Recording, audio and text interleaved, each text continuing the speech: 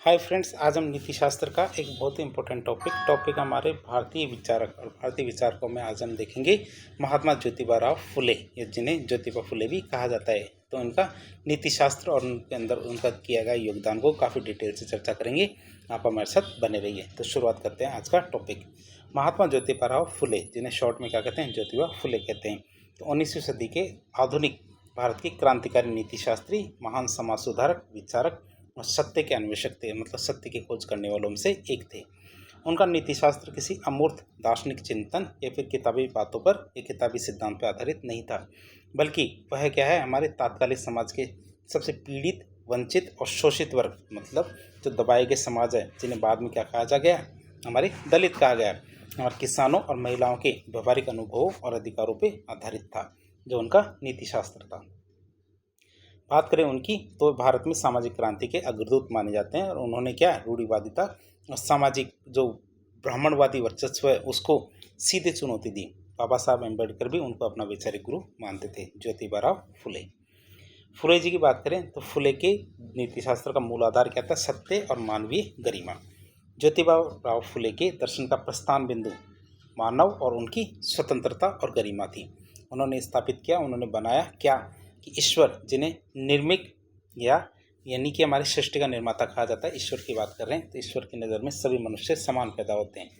निर्मिक की बात करें, द क्रिएटर की अवधारणा की, तो फुले ने पारंपरिक धार्मिक पखंडों, मध्यस्थों मतलब जो पुजारी हैं उनको खारिज करते हुए, उन्होंने धार्मिक पखंडों और मध्यस्थों को खारिज करते हुए निर्मिक मतलब जो हमारे ईश्वर है, क्रिएटर है, और उनके संतान मतलब मनुष्य हैं, उनके बीच किसी भी विचलन की आवश्यकता नहीं है। ये बताया कि जब व्यक्ति क्या है, मनुष्य अपने ईश्वर से बात करना चाहता है, ईश्वर की स्तुति करना चाहता है, तो उन्हें किसी बिचौलिए मतलब किसी भी हमारे पुजारी है उसकी ज़रूरत नहीं है, वह खुद भी सीधे बात कर सकता है।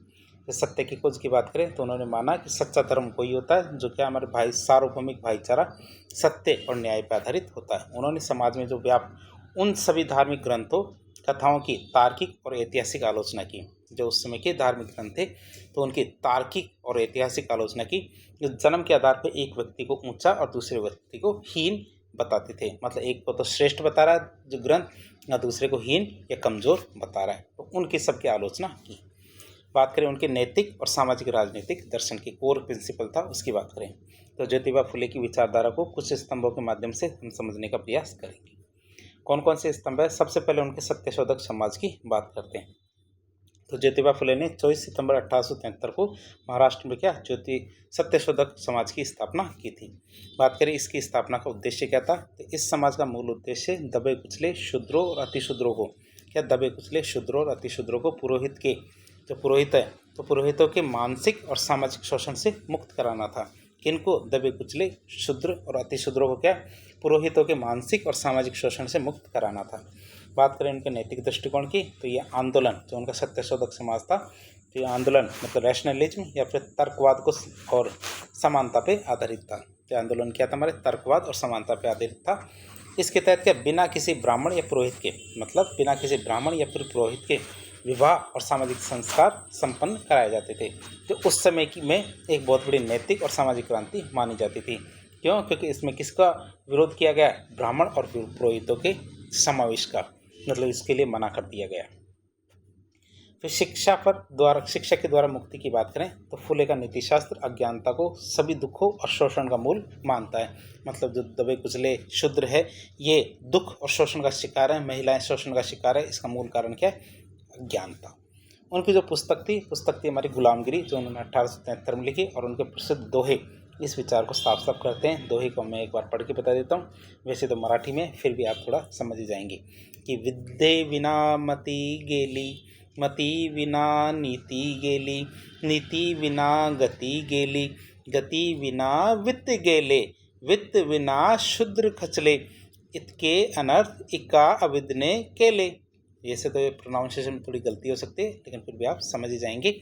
जिसका सरल भाव देखें तो विद्या की बात करते हैं, ये शिक्षा की बात करें तो शिक्षा के बिना बुद्धि चली जाती है, बुद्धि के बिना नैतिकता चली जाती है, और नैतिकता के बिना प्रगति मतलब गति रुक जाती है, और प्रगति के बिना धन मतलब वित्त चला जाता है, और धन के बिना क्या, शोषित वर्ग जो शूद्र है वो तबाह हो जाते हैं। और ये सारे अनर्थ केवल एक ही वजह से हुए हैं, और वो किस वजह से, अज्ञानता या शिक्षा नहीं होने के कारण। तो इसी वजह से उन्होंने एक व्यवहारिक कदम उठाया। उन्होंने अछूत माने जाने वाले जो बच्चे हैं उनके लिए स्कूल खोले, उन्हें शिक्षा की मुख्य धारा से जोड़ा। फिर महिला अधिकार और लैंगिक न्याय की बात करें, जेंडर जस्टिस की, तो महात्मा ज्योतिबा फुले ने और उनकी पत्नी जो हमारी क्रांति का ज्योति सावित्रीबाई फुले थी, उन्होंने भारत में महिला शिक्षा और नारी मुक्ति जो आंदोलन है उनके सबसे बड़े स्तंभ के रूप में कार्य किया था। 1848 में पहला महिला विद्यालय की बात करें तो उन्होंने पुणे के बिडेवाड़ा में लड़कियों के लिए भारत का पहला स्कूल खोला और अपनी पत्नी जो सावित्रीबाई फुले थी उनको शिक्षित करके उन्हें भारत की पहली महिला शिक्षिका या टीचर बनाया। समाज सुधार की बात करें तो उन्होंने बाल विवाह का कड़ा विरोध किया। विधवा पुनर्विवाह का उन्होंने पुरजोर समर्थन किया। उस दौर में उच्च जाति की जो विधवा महिलाएं थीं उनके साथ होने वाले अत्याचारों और अवांछित गर्भधारण के संकट है उनको देखते हुए उन्होंने अपने ही घर में बाल हत्या प्रतिबंधक गृह खोला था। तो आप देख सकते हैं उस दौर में क्या चलता था। तो मैंने उच्च जाति की विधवा महिलाएं थीं उनके साथ बहुत ज़्यादा अत्याचार होते थे। कई बार तो क्या है बलात्कार की वजह से या फिर शोषण की वजह से अवांछित गर्भधारण हो जाता था और उस गर्भधारण के संकट को देखते हुए उन्होंने अपने ही घर में क्या किया, बाल हत्या प्रतिबंधक गृह खोला, जहां ऐसी महिलाओं को सम्मान से प्रसव कराने और बच्चों को पालने की सुविधा दी जाती थी। बात करें किसानों श्रमिकों का नीतिशास्त्र की, तो उनके प्रसिद्ध कृति थी श्वेत करियाचा आसूड़, मतलब किसानों का कोड़ा, जिसे हिंदी में क्या कहते हैं किसानों का कोड़ा, और ये कब लिखी थी 1883 में। तो इस प्रसिद्ध कृति में उन्होंने ब्रिटिश शासन और स्थानीय साहूकारों के द्वारा किसानों पर किए जाने वाले जो आर्थिक शोषण है उसका अत्यंत सजीव और तार्किक चित्रण किया था। उन्होंने कृषि सुधार, सिंचाई की व्यवस्था, किसानों को आधुनिक तकनीक और शिक्षा देने की वकालत की थी, जो भी कितने समय पहले। ये हमारे 4 स्तंभ थे ज्योतिबा फुले के नीति शास्त्र के। अब हम देखेंगे ज्योतिबा फुले का जो नीति शास्त्र था उसका वर्गीकरण करके देखें। एक व्यक्ति, समाज और प्रशासनिक स्तर पर महात्मा ज्योतिबा फुले के विचारों को 3 श्रेणी में बांट के हम पढ़ सकते हैं। यदि व्यक्तिगत स्तर पर देखें उनका जो नीति शास्त्र था तो उनके अंदर तार्किकता थी, नैतिक साहस था और सत्यनिष्ठा थी। सामाजिक मूल्य के रूप में देखें तो सामाजिक न्याय, समता, लैंगिक न्याय और पुरोहितवाद और ढोंग क्रांति, ये उनका सामाजिक मूल्य थे उनके। और प्रशासनिक और विधिक मूल्य की बात करें तो शोषितों का सशक्तिकरण, सार्वभौमिक प्राथमिक शिक्षा और मानवाधिकारों की सर्वोच्चता, ये उनके क्या है प्रशासनिक और विधिक मूल्य थे ज्योतिबा फुले के। अब वर्तमान में देखिए, वर्तमान में उनकी जो शिक्षाएं थी, जो उनका नीति शास्त्र था, किस तरह से काम आ सकता है। तो 21वीं सदी के आधुनिक समाज और सुशासन के संदर्भ में महात्मा ज्योतिबा फुले की विचारधारा बहुत ज़्यादा प्रासंगिक है, बहुत ज़्यादा काम आ सकती है।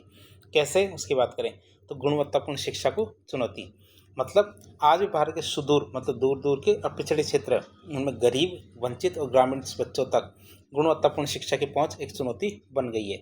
फुले का दर्शन सरकारों को ये याद दिलाता है कि जब तक शिक्षा का लोकतंत्रीकरण नहीं होगा तब तक क्या वास्तविक समानता कभी भी नहीं आ सकती।